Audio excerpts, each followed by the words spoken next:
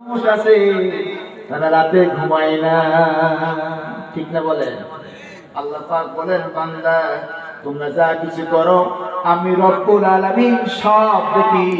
তোমরা সবাই মিলে আমার দুনিয়ায় আমার কোরআন থেকে হক কথা করে বলতে পারো, হক কথা শুনতে যদি পারো, আমি রব্বুল আলামিন অর্ডার করেছি বান্দা তোমার আমি জান্নাতটা হালাল করেছি, তোমার জীবন থেকে আমি জাহান্নামটা হারাম করে দিয়েছি। চিৎকার দিয়ে বলেন মারহাবা।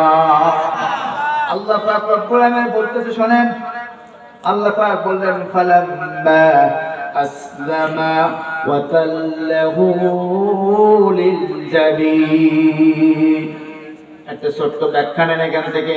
আল্লাহ পাক বললেন ইত্তাবিউ, তোমরা সবাই মিলে আনুগত্য করো, কোরআন শোনো, কোরআন থেকে ব্যাখ্যা শোনো।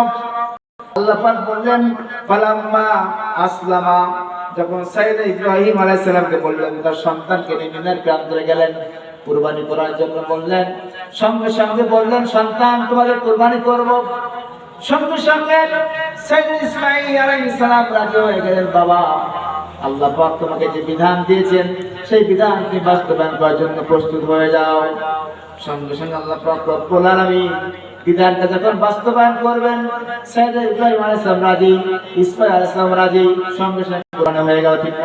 আমার ইব্রাহিম আলাইহিস সালাম বলতেন কুরবানি করব না, ইসমাঈল কুরবানি হতো। জোরে বলেন হতো। আমার ভাইয়েরা, যখন সঙ্গে সঙ্গে সবাই যখন রাজি হয়ে গেলেন, আল্লাহ পাক রব্বুল আলামিন বললেন, ও বাংলাদেশের মানুষ, তোমরা একেবারে সুপ্রিম কোর্ট থেকে নিয়ে বাংলাদেশে প্রায় 1634 জন দায়িত্ব আছো, তোমরা সবাই মিলে ইব্রাহিম আলাইহিস সালামের ভূমিকায় উপনীত হয়ে যাও। আর আমরা 20 কোটি মানুষ যদি ইসমাঈল আলাইহিস সালামের ভূমিকায় উপনীত হয়ে যায়, আমার মনে হয় একদিনও লাগবে না, বাংলার জমিনে ইসলামের কোরআন আইন চালু হয়ে যাবে। চিৎকার দিয়ে বলেন আল্লাহু আকবার।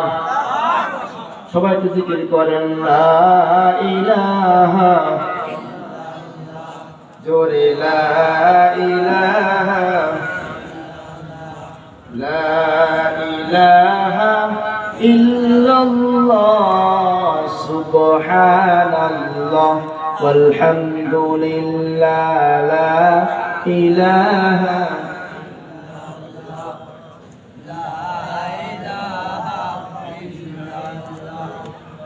লা ইলাহা, লা ইলাহা, লা ইলাহা ইল্লাল্লাহু মুহাম্মাদুর রাসূলুল্লাহ সাল্লাল্লাহু আলাইহি ওয়াসাল্লাম। আর ভাইয়া লোক তো অর্ধে চলে যাচ্ছে, চালাই যাবো ইনশাল্লাহ, ইনশাল্লাহ। তাহলে আপনার তো এক জায়গায় মিলে ভালো হয়। কেমনটা লাগতেছে? আমি অল্প আর আলোচনা শেষ করে দেবো ইনশাল্লাহ। আপনারা যেন না, এখনো সামনে আলোচনা বাকি রয়েছে।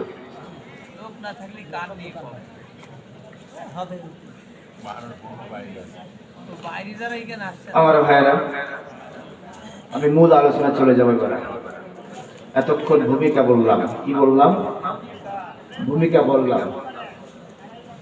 আল্লাহ নামের জিকির করবে যারা, আল্লাহর কাছে প্রিয় তারা, আল্লাহর কাছে প্রিয় যারা, জান্নাতে প্রবেশ করবে তারা।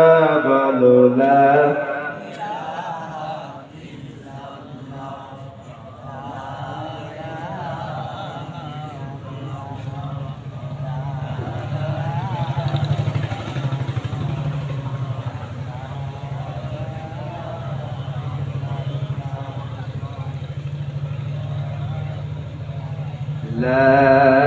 ইলাহা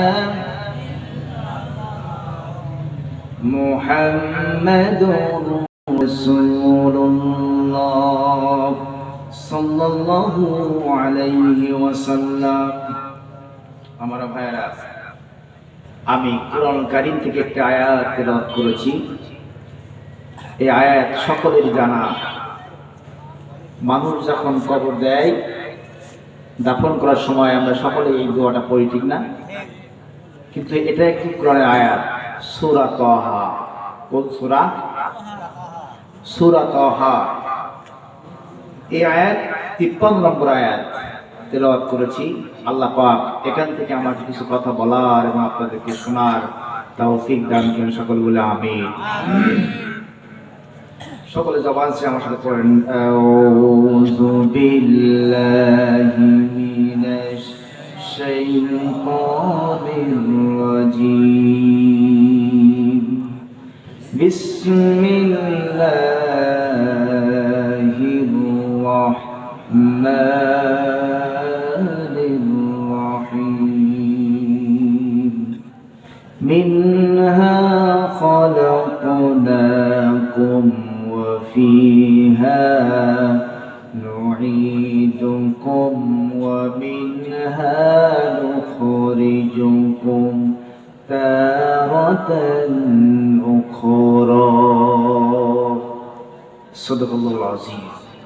আল্লাহ পাক বলছেন, মিনহা খলাকনাকুম, আমি তোমাদেরকে সৃষ্টি করেছি মাটি থেকে। কি থেকে? মাটি থেকে। ওয়াফিহা নুঈদুকুম, আবার তোমাদেরকে আমি এই মাটির নিচে দাফন করব। এবং ওয়ামিনহা নুখরিজুকুম তারাতান উখরা, এবং তোমাদেরকে আমি আবার আমার কাছে ফিরিয়ে আনবো। ঠিক না বলেন? আমরা যে কবর দেওয়ার সময়, দাফন করার সময় দোয়া পড়ি কি পড়ি না? কিন্তু এটা কিন্তু কবর দেওয়ার দোয়া না, এটা কোরআনের একটি আয়াত। এর ভিতরে অসংখ্য তথ্য লুকিয়ে আছে, আমরা একটা একটা করে চেষ্টা করব বের করার জন্য। ঠিক না বলেন?